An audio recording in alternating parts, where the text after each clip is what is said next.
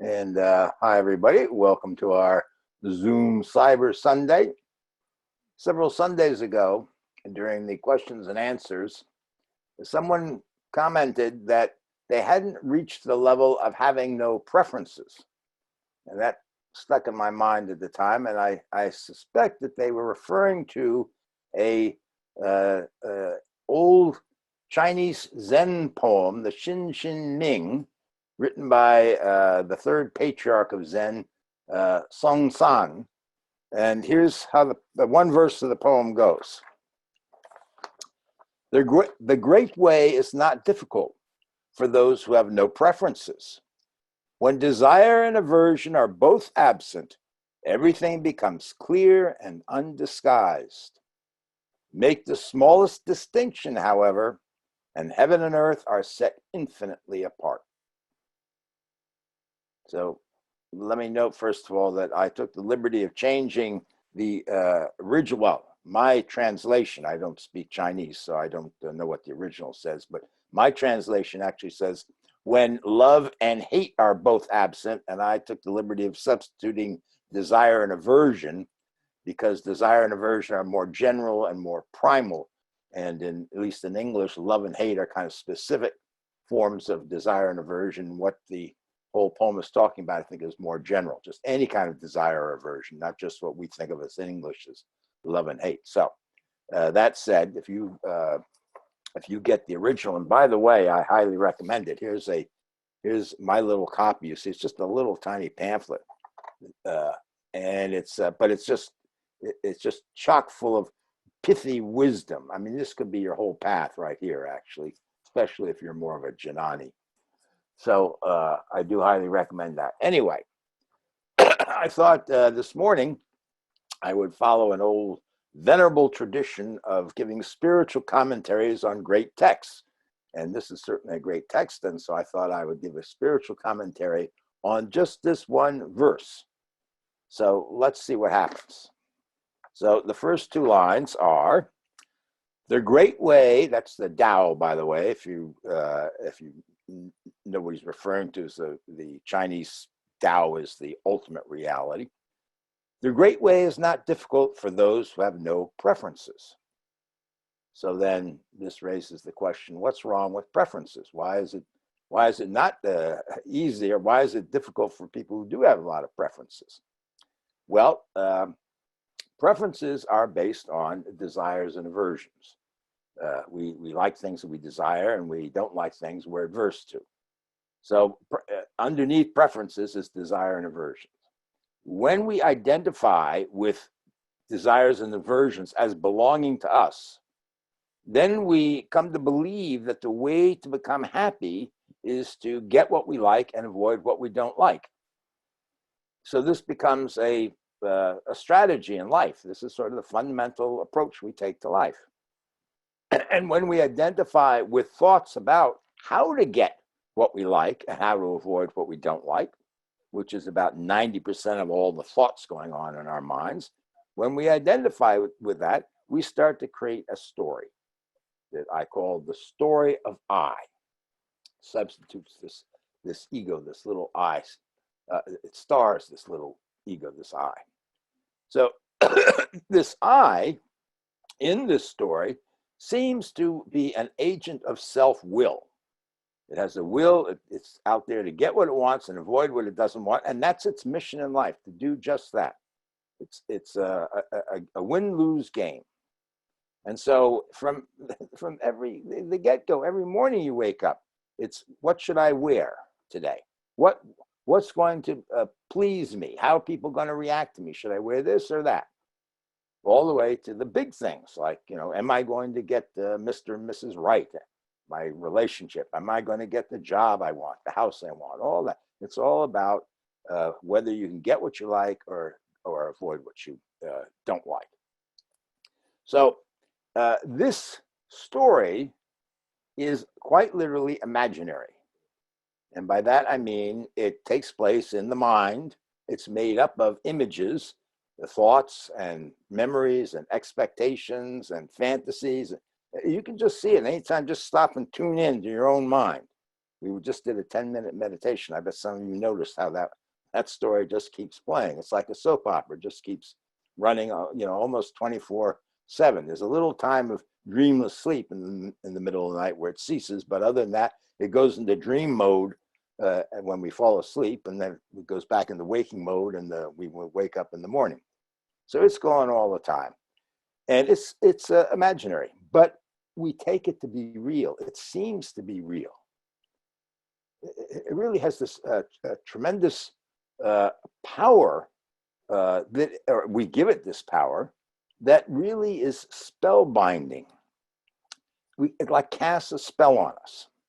And I was reading recently that there are people who are actually addicted to video games. I've never played a video game, except maybe Pac-Man when it first came out a little bit. But there was a time in my life where I was addicted to a board game. So I first went to Hollywood, and I hadn't really gotten a full-time job yet. I was aspiring to be a writer, and I was reading scripts from the studio. They give you scripts, you go home, you read them, you write up a little report, you send it back, you see $20 a script or something. And I had a friend who was in the same situation. So we had a lot of the time in our days free because there wasn't a lot of that much the script work to do, script reading. So he was interested in these war games, board war games. You move these little tokens around and out, strategize each other and so forth. And we're playing this game called 1776. I remember very vividly about the American Revolution, and had a big, beautiful board with the 13 colonies on it and mountains and rivers and all these little pieces you moved around. It was quite complicated, and it was quite fascinating. And it would take maybe 3-4 afternoons to play one game. And we'd get together at like one of our houses and for the afternoon, and that's what we do, just play this game. And this went on for about 2 months. I don't know, we played 5 or 6 games. And each time we got into it, it was like we lost track of everything else. I dreamed about it at night, and I'd spend my day planning the strategy. Oh, wait until Fran comes over and we can, I'll do this move and that move. And literally started to lose track of my, quote, real life, my wife, my career, all that stuff. It was just sort of faded into the background, no longer important. It was literally spell binding. I could feel it at the time, and it felt kind of weird. Fortunately, I didn't fall all the way into it, but I remember the sense of the power. I was amazed by it. Well, actually, the story of I is very much like that. It has that kind of power. It is literally spell binding. And what happens is it absorbs our attention, and it distracts us from the great way, which is our true nature, our non-dual consciousness, in which there are no separate selves, and there are no objects, and there are no ultimately desirable or undesirable things. It's all a divine manifestation, equally a divine manifestation.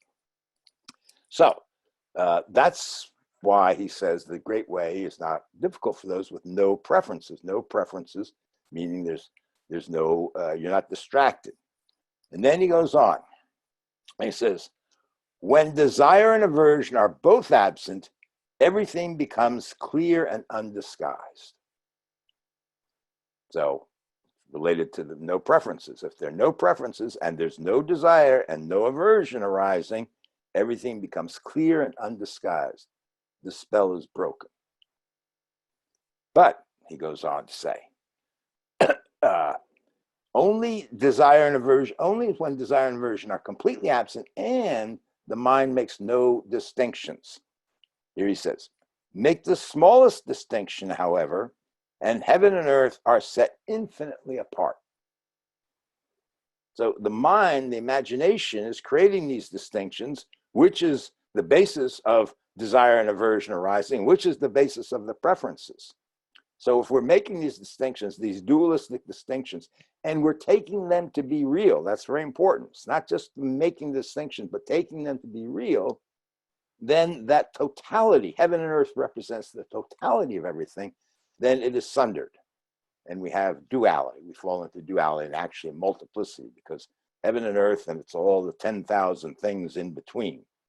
So we're lost in this world of duality, and we forget the non-dual reality, which is our true nature and the true nature of everything. So in that one verse, this is really the path in a nutshell. There's really, I mean, there's a lot more that you can learn and use and do. It's not that everything else is worthless, but if that's all you had to go away on a desert island with, that would be enough. That would be enough. So, let's try this now. We'll do a little meditation. So why don't you get into your meditation posture, and I'll ring the gong again once to let us know we're going, and twice to let us know when it's over. And then I'm going to give you just a very simple instruction after we get going here. So is everybody ready? Well, from those of you I can see, you look pretty ready. Here we go.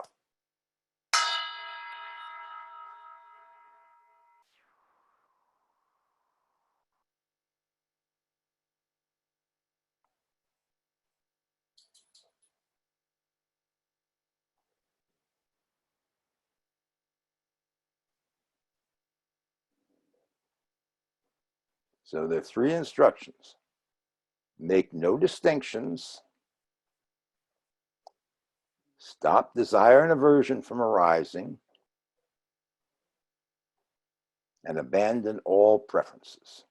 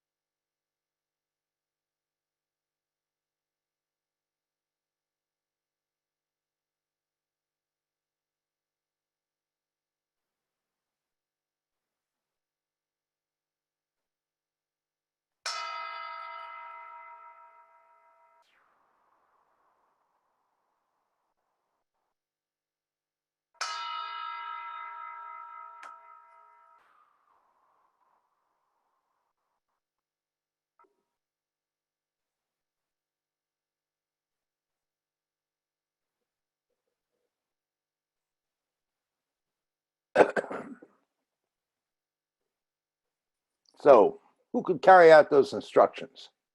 Anybody? If you can, raise your hand. Electronically that, and um, you get Tom will unmute you, and you can tell us your experience. Hi. Hi. So what does it feel like? What did it feel like? Yes. Um, a metaphor came to mind, and it's a little weird. It felt like inhaling a cloud and becoming the cloud and just floating. Okay, but so the metaphor came to mind while you were doing this practice? Yeah, because it's hard to say what it felt like. It just feels like peace. Feels great. Well, okay. Now you made a distinction between the cloud and having not a cloud, and you described some desire that it felt great. It's a desirable state, No, right? it mostly felt like nothing, but it's hard to describe, Joel. I don't Of course. know. I liked it. That's all. Yes. Well, there you go. So you fulfilled your desire. You had a desire and it was fulfilled. I'm not criticizing you at all. It's just that the instruction, we make very, very subtle distinctions, and we have very subtle desires and aversions. So the more we do like practices like meditation stuff, the more sensitive we get to the subtleties of that movement of the mind, and the movement of the mind and the heart and the emotions and so forth.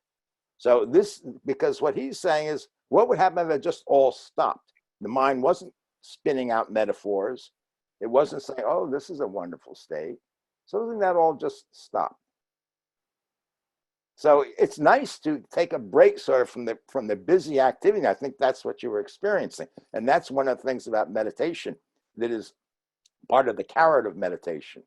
If you take to it, you meditate, oh, all that really tense mind that goes on all day gets a chance to relax a little bit and to open up and to float. And you don't have to be goal orientated and so forth. You just, which is really nice. And that leads you towards, oh, there's a kind of bliss and peace maybe available under all that busyness.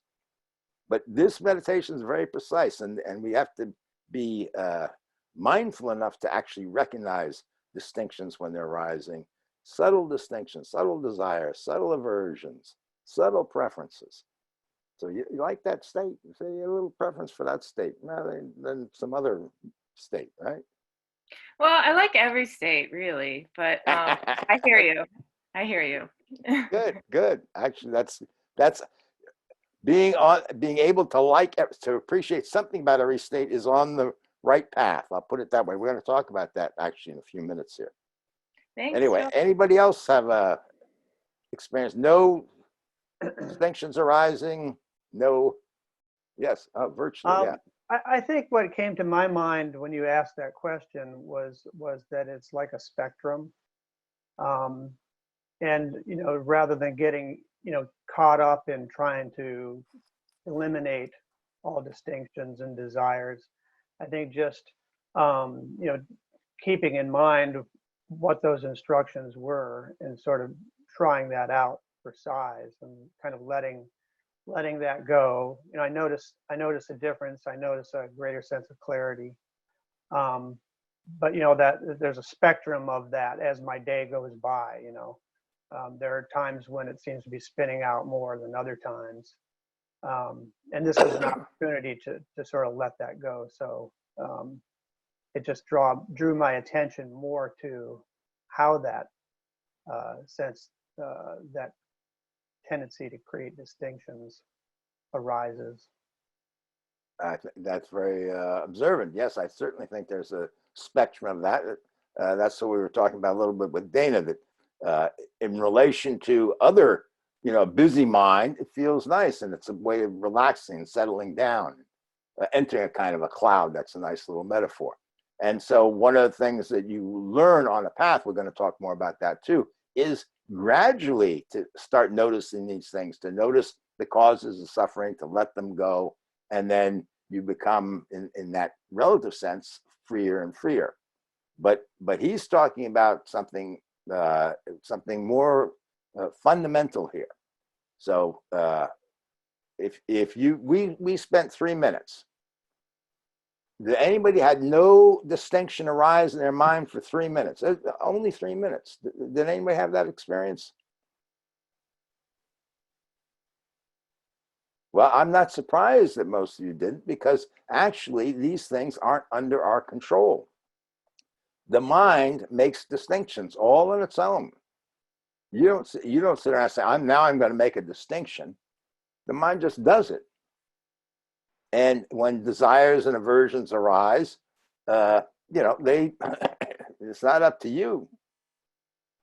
And preferences, they form by themselves. They're just, it's conditioning.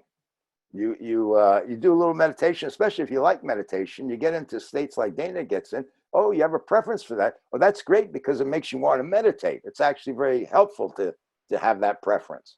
There are a lot of people, they meditate and all they discover is this busy mind that they never noticed before, and it drives them crazy, and then they don't want to meditate at all because they have a preference not to go there. So it's not wrong to have preferences here, especially on a spiritual path. To have preferences for what the Buddhists would call more wholesome activities is actually very helpful. But when desire and aversion are completely absent, that's what Hsin Hsin says. When completely absent, everything becomes clear and undisguised. And when the mind makes no distinctions.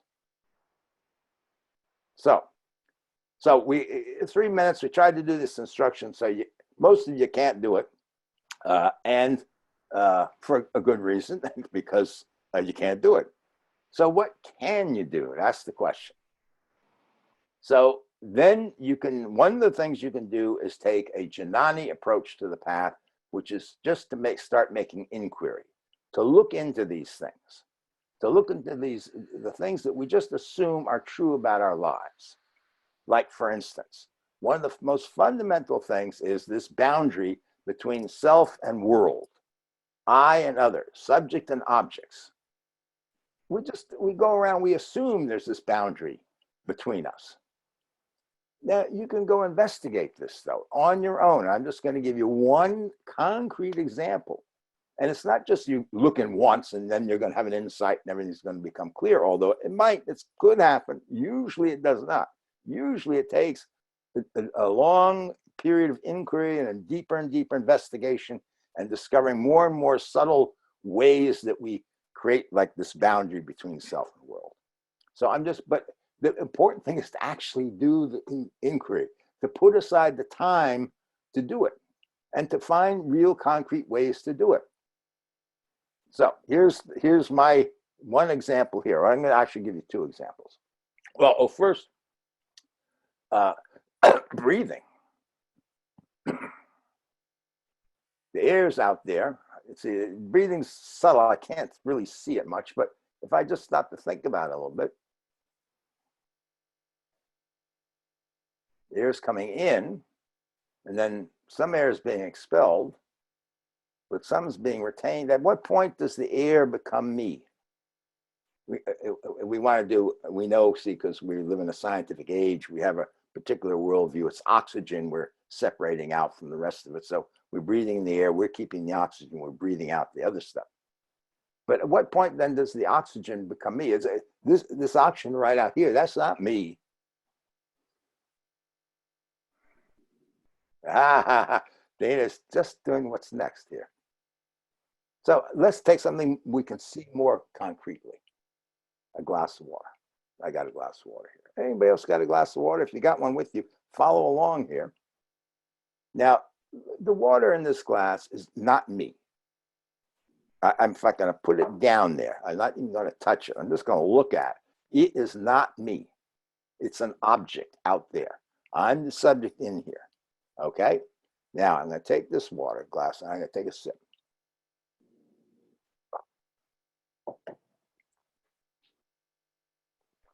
Roll it around. Still kind of an object there. So I got something in my mouth. Something's not me. And I swallow it down. I can even kind of feel it going down a little bit, like some object's going down.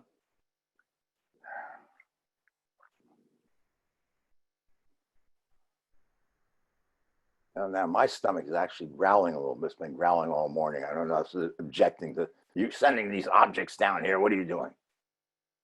But at some point, it becomes me. Where's the boundary? Was it the mouth?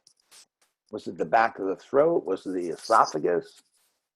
And if I picked one of those, let's say, well, I'm the esophagus because I could spit stuff out before it goes there. It's arbitrary, though. I can call it, and it might be useful to have that. But is that really the boundary? Let's try something more subtle. I'm going to ring this gong again, and just listen to the sound, and decide, is the sound outside of you or inside of you? Okay. Here we go.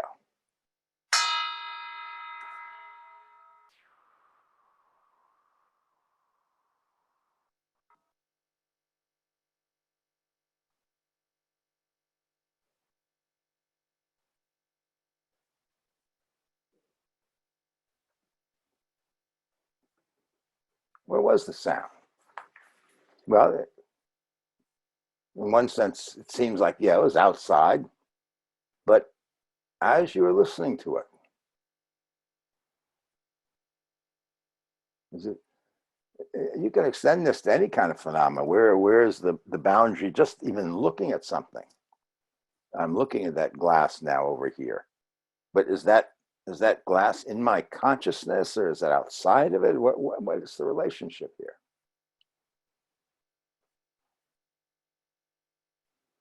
So this is something you could go now explore on your own. The boundary between self and world, subject and object. And if you do this formally for a while, you'll actually get in the habit of being able to do it as you're going about your daily business. The boundary between formal practice and informal practice will start to break down. And then you're really off and running, because then everything is a grist for your mill, wherever you are. This question is going on. Is this inside me or is this outside me? Where's that boundary? So you investigate. We just assume it's there, but is it really there? Can you find it? Now, let's try another inquiry. Now, this idea that if I get what I want, then I'll be happy. It's just so fundamental to our thinking. But is it really true? If I get what I want, will that really bring me real, true, abiding happiness? Well, let's test this out. I've got another little experiment to do here. This is a Milano orange chocolate cookie. I have a real preference for this kind of cookie. And I'm pre-diabetic, by the way. I can't have many of these. So I'm having one right here. So I want you to appreciate what a great sacrifice is. So I'm going to now take a bite of this desirable cookie. And I'm going to see if it makes me happy. Okay. And you know, I don't have a clock with a second hand. Does anybody have a clock with a second hand? Tom, do you have a clock with a second hand available? You can see? Okay. So you time second wise. I'm going to let you know. I'm going to take a bite of this cookie. I'm going to see how long this pleasurable, desirable taste lasts. And we'll see how long this happiness I get from this cookie lasts. And I'll let you know. You time this, okay? From the time we start here. Good. All right, here we go. I'm going to take a bite.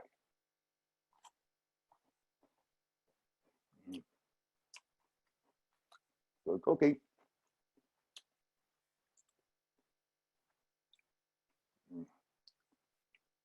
That chocolate orange. Wonderful combo there.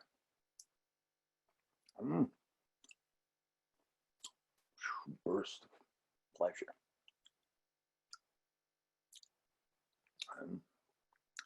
Beginning to fade a little bit. Use my tongue to dig around my teeth on them. Keep that going.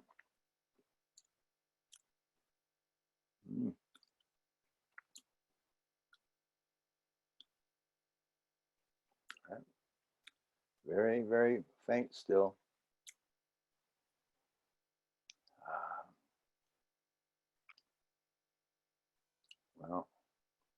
Just the faintest echo. And it probably lasted a little bit longer. But Tom, how long was that? That was 60 seconds. 60 seconds. Wow. That was good. 60 seconds of pleasure I got from that. That's not true abiding happiness. That's pleasure. Nothing wrong with it. I like it. I like that cookie. I'm going to have the rest of it for lunch, and I'll save it for lunch. But that's not happiness. And guess what? Yeah, I'm saving it for lunch. Because why? Because I'm going to need another hit of the cookie to be happy again. And isn't this true of all our desires for worldly kinds of things? They're ephemeral. The pleasure we get from it is ephemeral. It doesn't last. And if you tried to make it last, let's say you got they come in bags. So you got, let's say, a dozen bags of these cookies. And you decide, okay, I'm just going to eat cookies and I'm just going to keep this going. If you're not diabetic, go ahead and try this. Don't try it if you're diabetic. But if you're not diabetic, go ahead. See what happens. I'll bet you by the time you consume the 6th or 7th bag, you're sick of them. You don't want to see another orange Milano cookie the rest of your life. It's funny. It's like yin and yang, how that works, isn't it? Too much of a good thing turns into its opposite. So again, here's an experiment you can conduct in your own life with all kinds of things. Because all day long, we're, chasing our desires and trying to avoid what we don't like. Because we think it's going to make us happy. But, it's futile. It's not going to make us happy. It's just going to keep us going on that treadmill. And I'm not saying there's anything wrong with eating good cookies and so on. It's just the idea, the belief, the faith, the deep faith that somehow it's going to make us happy is an illusion. It just ain't going to happen. But you see, you can't take my word for it, and you can't take Hsin Hsin's word for it. You got to convince yourself through your own experience. That's the only way. This is why spiritual path is not about believing dogmas or, what some great teacher says or whatever. The instructions, everything in a spiritual path is an instruction for you to go try it for yourself. We only really convince ourselves through our own experience. And if we settle for less, we're deceiving ourselves. Oh yeah, Joel said that, so I don't have to bother looking at my own experience. Well, that's not going to do you any good. You're not going to get any real insight. Got to do it yourself. Okay. So, then the other thing is, are the things that we like, we desire, are they inherently desirable in themselves, or are they inherently undesirable? Well, I can't do this one I can't think of an experiment to do right here on the spot, but I can tell you a little story that when I first was exposed to sushi, raw fish, it was yucky. I couldn't believe people could eat raw fish. You don't eat raw fish. It's like eating a raw steak, a slab of meat or something. And then when I went to Hollywood, everybody was eating sushi. It was a great fashion. It's, full of protein and it's light on fat and it makes a great meal. And you know what? I got to love sushi. To this day, I love sushi. And that, by the way, you can eat if you're, even if you're a full-blown diabetic. Good for you. But here's how much in your life have you started out something you didn't like and then you liked, or something you liked and then turns out you didn't like? You know anybody that you once found very desirable that looking back you say, there wasn't so desirable after all? You ever had that experience? Or vice versa? Things aren't inherently likable or unlikable. It's just from our point of view. I was just out at the coast and I'm in the forest all over here, not just the coast, but those little green slugs that are all over the place. And, a lot of people think they're ugly, disgusting things. Well, they're not ugly or disgusting. They're just what they are. In fact, from another point of view, they're quite beautiful. So we're the ones who project this likes and dislikes onto the world. The world doesn't come inherently labeled like and dislike, desirable and undesirable. That's what we do. It's our own projection, our own imagination. Okay, then, the desires and aversions themselves, do they really belong to you? This is more subtle now, but do they really belong to you? So let's do an experiment together. I'm not going to ring the gong or anything, but close your eyes for this one and bring to mind something that you really desire. Maybe a treat like a cookie or something, but whatever it could be, something that you really desire. And try to imagine it vividly enough that you can actually start to feel the desire itself in your body. If it's food, maybe enough so that you can actually feel the saliva start to form in your mouth. See if you can do that.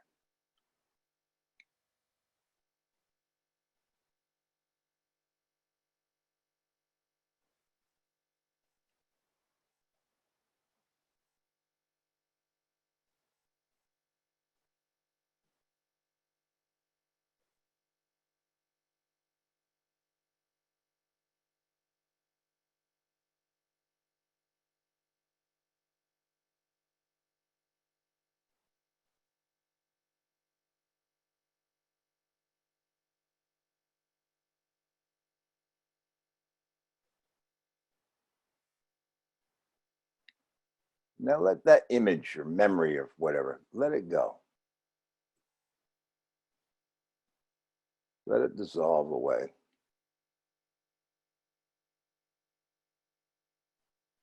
And let the desire dissolve away with it.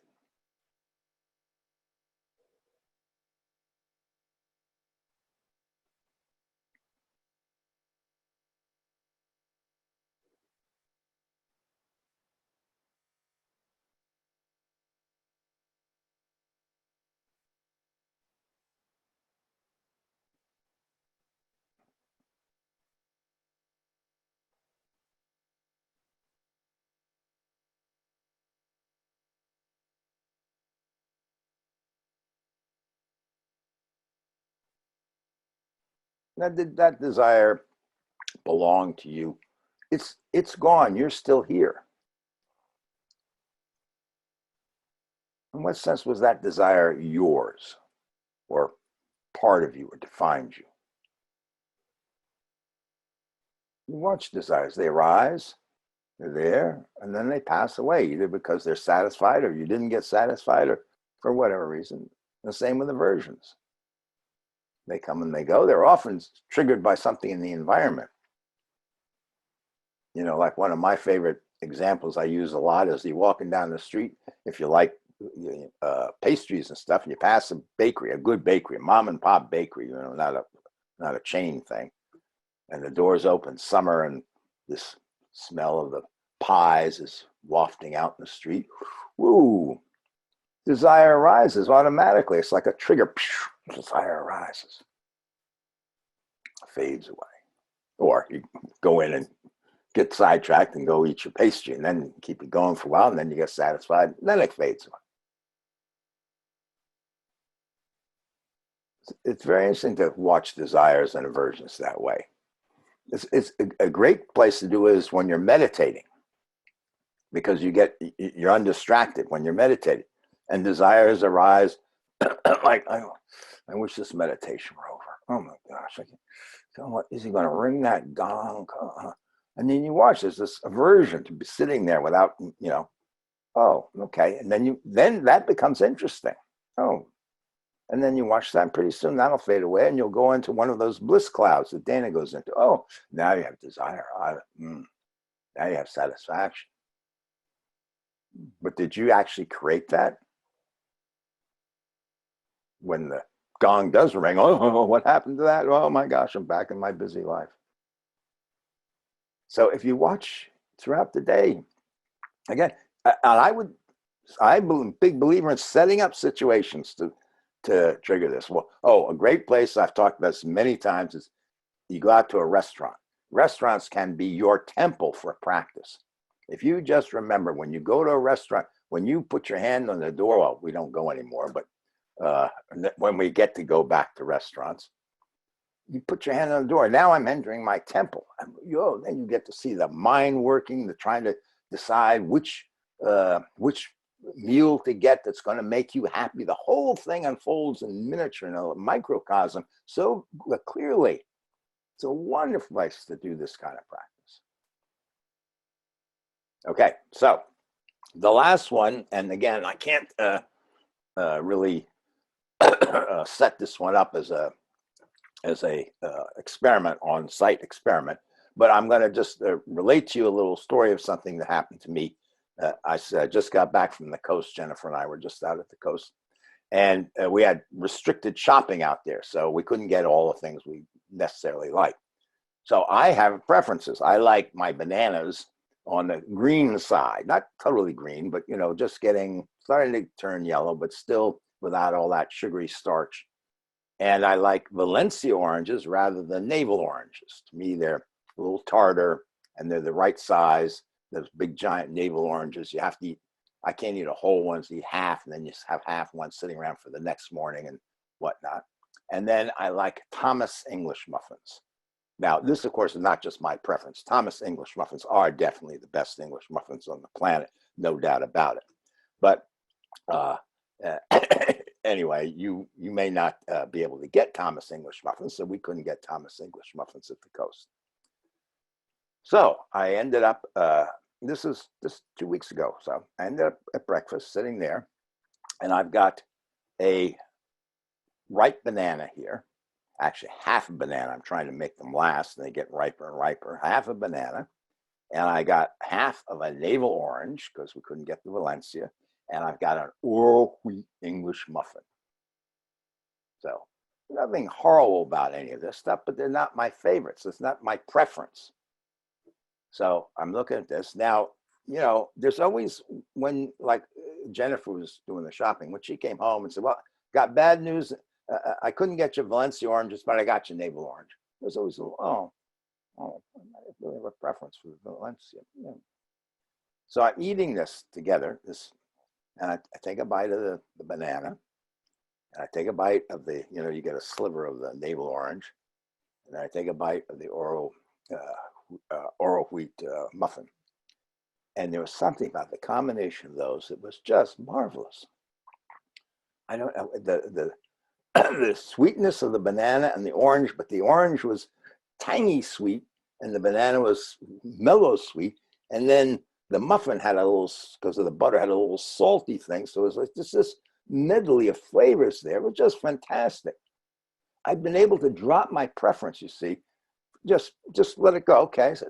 And then eat what was actually there in front of me and appreciate that without that preference mind getting in the way, interfering.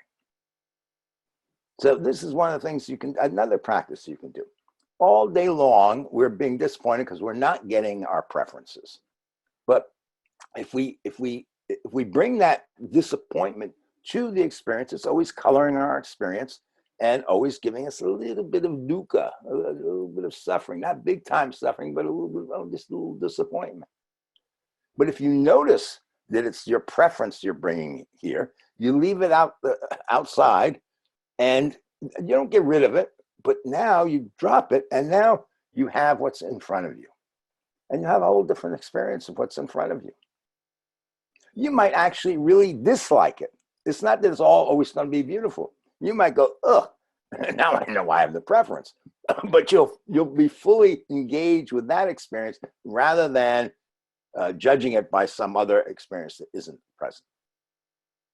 So these are some ways that you can inquire into this whole story of I that's made out of desires and aversions and preferences and distinctions and thoughts and stuff.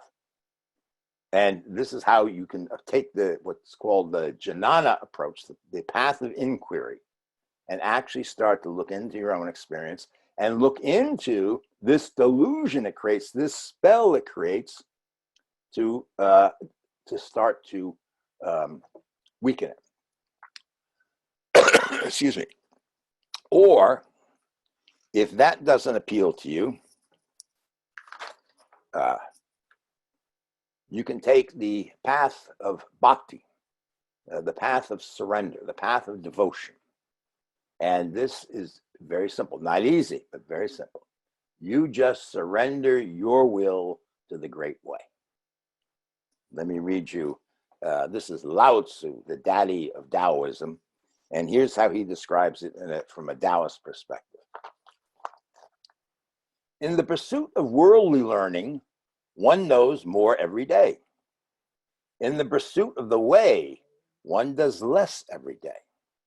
One does less and less until one does nothing at all. And when one does nothing at all, there is nothing that is undone. So this is not a prescription for entering a catatonic state where you physically are not doing anything. It's a prescription for not being directed by what you think is your self-will. And I've said this many times, most of you heard this before. It's a great practice that you can actually implement on any day that you have like a day off.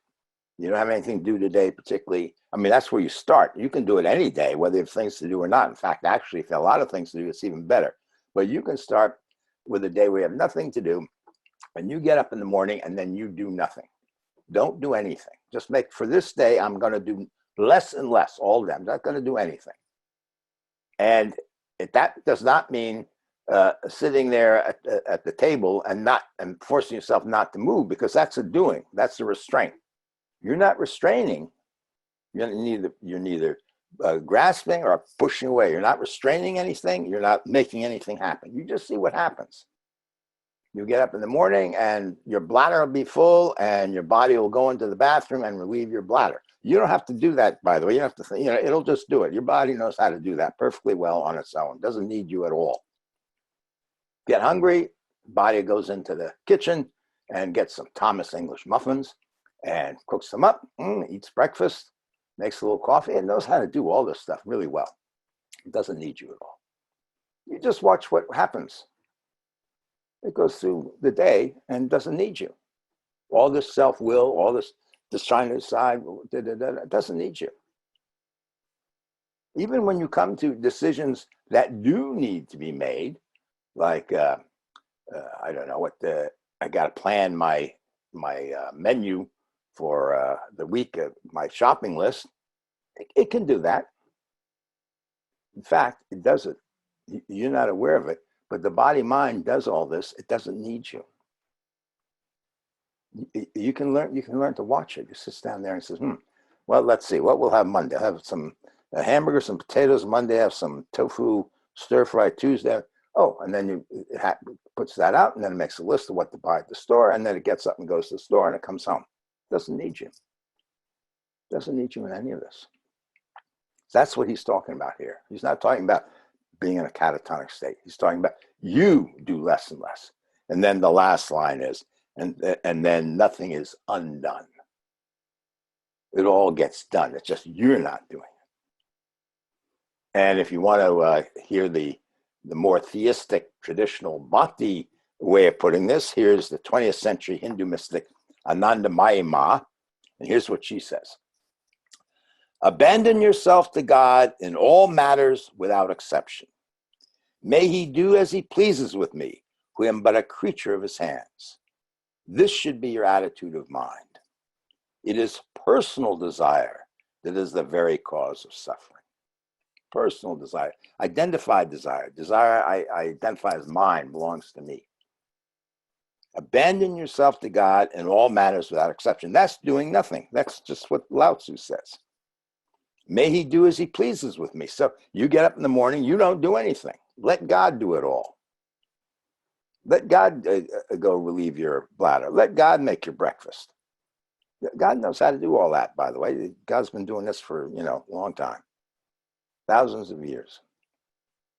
And actually knows the difference between making a breakfast, back in Israel 5,000 years ago, and today. He knows what's available, knows how to do it.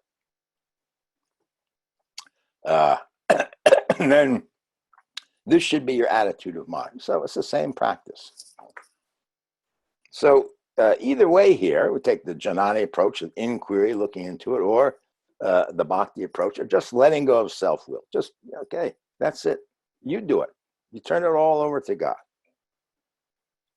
Either way, what you'll find happening, it's not something you do, but you'll find happening is that you'll be making less distinctions. The story of I will start to be less important. It'll still go on, but it won't be so completely absorbing.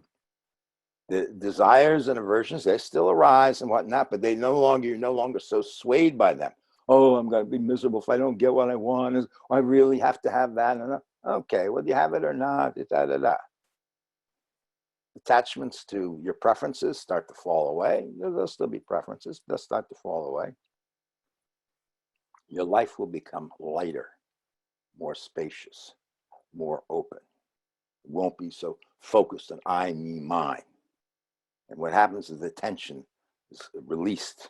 It spreads out in the world. And you start to get glimpses of that love and that bliss and that beauty and that compassion. It is part of the nature of that non-dual consciousness that we truly are.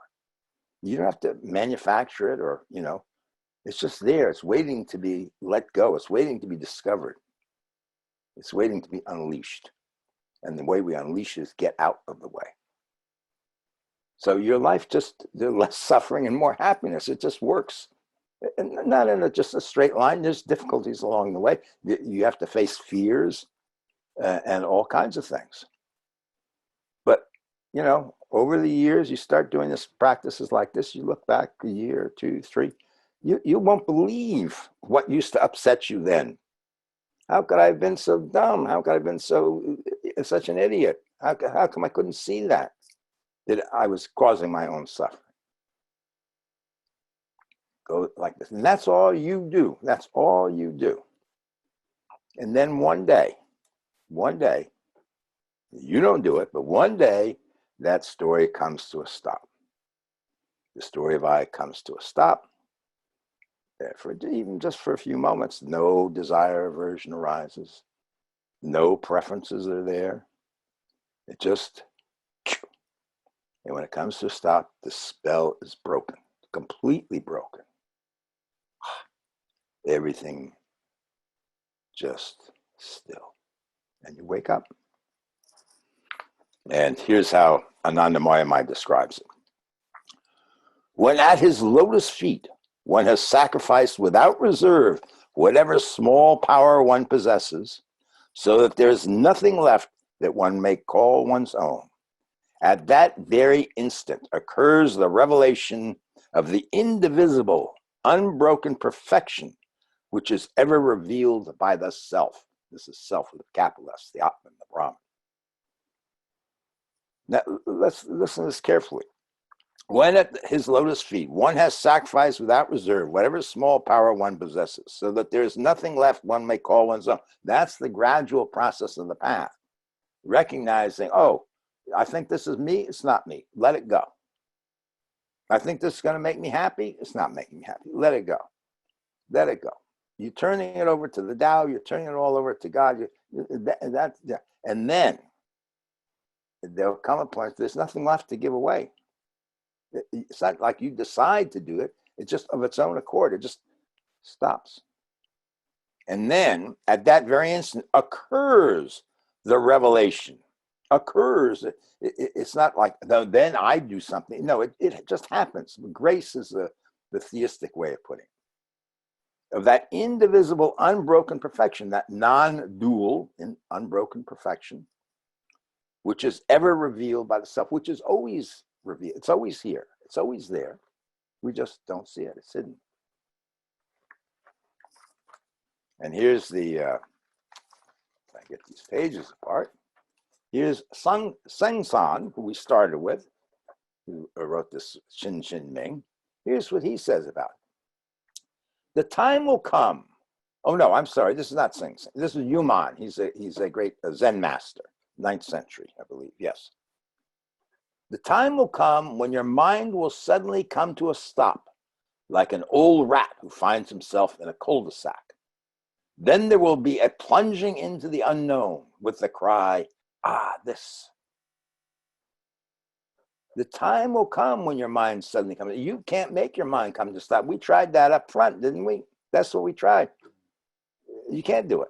But if you follow this path, if you do these practices,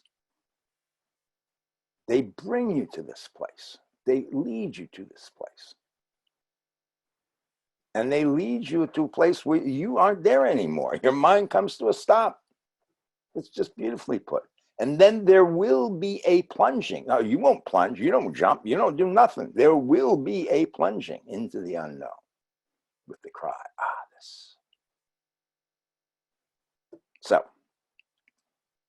but then, and this is very important to know, the story resumes. Yes, right. Desires and aversions arise again. Preferences return. That they are recognized effortlessly as the play of consciousness of that unbroken, indivisible perfection. That they don't have that reality you thought they had. They are a dance. They're a poem. They're just the creative power of consciousness to display itself. And here's what the 14th century Kashmir mystic Lali Shore, here's what she says. In the undifferentiated consciousness, the play of birth and death goes on. But ordinary people misunderstand it. It is simply the play of Chitti Shakti. Chitti Shakti is the creative power of consciousness. And here's Hsin Hsin, the original, the author of the Hsin Hsin Ming, which we've been commenting on. If you wish to move in the one way, do not dislike even the world of senses and ideas. Indeed, to accept them fully is identical with true enlightenment. If you wish to move in the one way, do not dislike. See, if you have no preferences, so you don't say, "Oh, I don't like having I don't like the world of senses." That's desires and aversions, and ideas. That's making distinctions. To accept them fully. To accept them, but seeing what they actually are, rather than what you think they are. They don't belong to you. It belongs to consciousness, if you want to put it that way. So actually, you see, according to the mystics, there's nothing fundamentally wrong with desires and aversions and preferences and making distinctions. It's just that we give them an importance and a reality they don't actually have. And when we do that, we create this story, this spell-binding story that completely absorbs our attention. And we're stuck in there. And so that's the path. The path is just to start undoing that spell-binding story. And we do it by looking or by letting go. And then it carries us. That's all you have to do. You don't have to worry about the end of the path or anything. So that's the end of my commentary on the verse from the Hsin Hsin Ming. Anybody have any comments or questions? We'll have a time for that.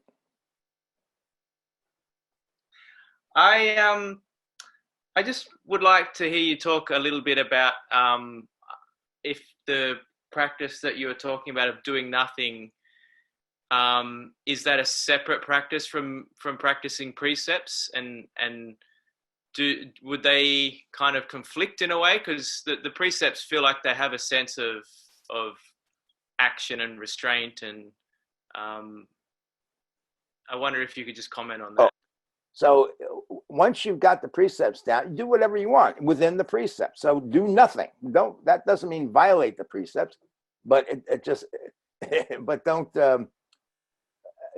say, okay, this is a time where I can drop the precepts. It's not a time you can drop the precepts. Those should be just second nature to you by that. This practice of Lao Tzu is an advanced practice.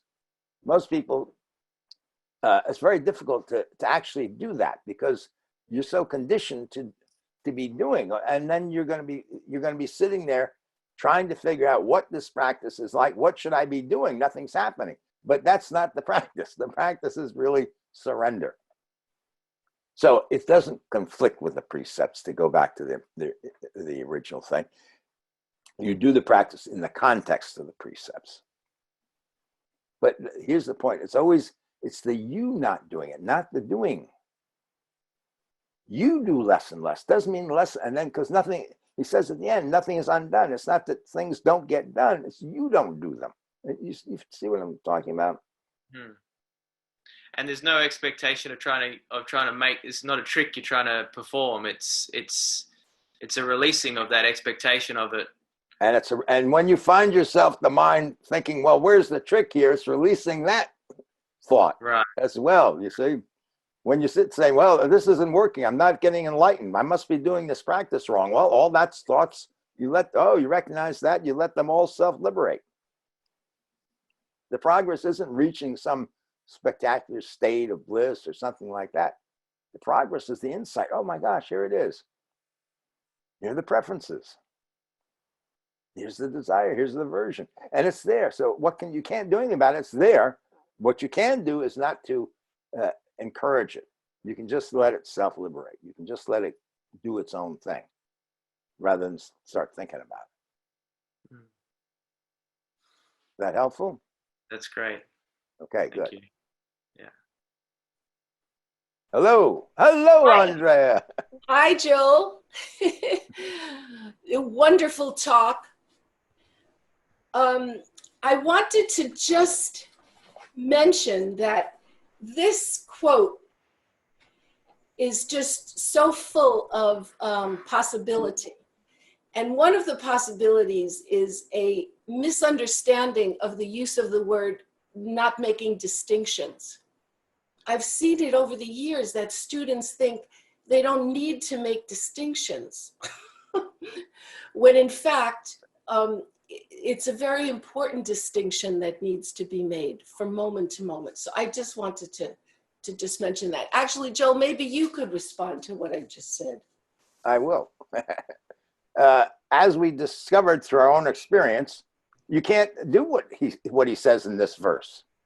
Make no distinctions, have no desire, aversion, have no preferences. You can't just sit down and decide to do it. So anybody says, well, I'm not going to make any more distinctions, is kidding themselves. So if you take this practice and you think, okay, I'm going to do this practice, and you think you're not making distinctions, and you think desire and aversion aren't arising and preferences aren't arising, and you're blind to what's actually going on in your life, that this practice is way too advanced for you. Exactly. But if you take this practice, and if you're farther enough along, and I don't mean necessarily through formal practice, just in your own life, you're wise enough and have insightful enough. You take this, why I said in the beginning, you could take this one verse and you could go off to a desert island, but you'd have to do it with the understanding that as I can't just do this. So now I'm trying to have no preferences, okay? But preferences are arising. Okay, what am I going to do now? I'm going to distinguish between wholesome preferences and unwholesome preferences. I'm going to distinguish, so, and then I'm going to, okay, when I get that far, I can go another step further. So this verse could act for someone who's really ready, could act as in a nutshell, is drawing you towards this, and you have to see as you go, discriminate and focus your desires and all that. You have to go through all the things David went through, as he described, everything falling away until he got to this one focus place. Thank you. Thank you. One of the things I wanted to say, as Joel first mentioned, was that this is an important book, and I'll just take a moment to advertise. It's the Hsin Hsin Ming, and it's by Hsin Hsin, and the one that Joel introduced us to in the center was the translation by Richard B. Clark, and it's available on the web. So any who want to pursue it, there's something to look at. Secondly, I want to say that this has really been my Bible, so to speak, and the phrase following what Joel introduced said, if you wish to see the truth, then hold no opinion for or against anything. And this is a cousin, I think, to preference or opinions. I think that holding opinion bothered me for a long time. It doesn't mean you can't have an opinion. It's if we hold it and grasp onto it so tightly, we don't allow other things to come in, similar to preferences. So thanks. That was. Let me just read again. This is very important because a lot of the book is describing the moment that realization will occur. There will be no opinion when realization occurs. And there'll be no desire, no aversion in that moment. But it's not about, this isn't a recommendation for some sort of aesthetic lifestyle, of living in a cave. And that's why I read you this, but I think it's very worthwhile reading again. If you wish to move in the one way, do not dislike even the world of senses and ideas. Opinions is part of the world of ideas. Indeed, to accept them fully is identical with true enlightenment. And I think you're right in the sense that it's about grasping and about holding on to opinions as though they were real. That's the problem. But if you recognize this is my opinion, and you might feel strongly about it, but the other people have different opinions in the world. And if you reject them as this is not real, this isn't crazy, you're not accepting the fact that you're not embracing the world of diversity that we actually do live in. But the ultimate truth is beyond all opinion. Yes. But it doesn't exclude opinion. That's the paradoxical thing about it. That's why this is important to balance songs and various verses, because you read through them and he says, he just said you can't have ideas and stuff. What's he talking about? Well, that's part of the koan of this, why it's such a rich, beautiful piece. Okay. There are no more. Let's bring the formal part of the morning to a close. And until we see you again in person or in cyberspace, peace to you all.